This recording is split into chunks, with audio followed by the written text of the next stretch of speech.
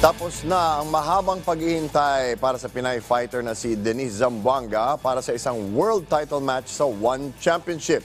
Yan ang ulat ni Rafael Bandayrel. Inabot ng 4 na taon ang pag-aabang ni Denise Zamboanga simula nang una siyang mapangakuan ng isang title shot sa One Championship.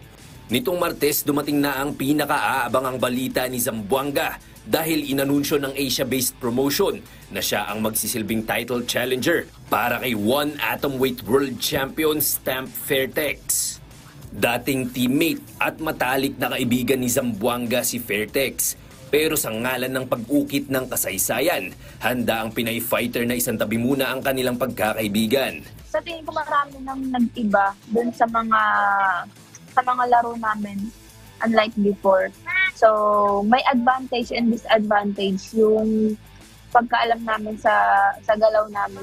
Kung mapapasakamay ni Zamboanga ang titulo, siya ang magiging kauna-unahang Pilipina na hihiranging kampyon sa One Championship. Sa kabila nito, hindi naman siya umano nakararamdam ng pressure. Para sa akin, hindi ko siya inano as pressure kasi I just go with the flow. Or gawin ko lang kung ano yung dapat kong gawin. Inaano ko lang siya as motivation. Yan, as motivation ko para magkaroon ng privilege din sa country din. Ito naman ang pangako ni Zamboanga para sa kanyang mga tagahanga. Sa tingin kong makikita niya na lang siguro sa fight namin, pero sobrang dami kong ini-improve ngayon.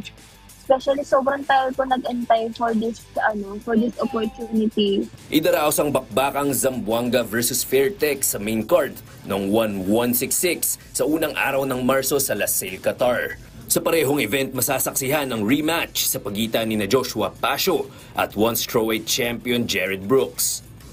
Rafael Bandayrel para sa Bayan.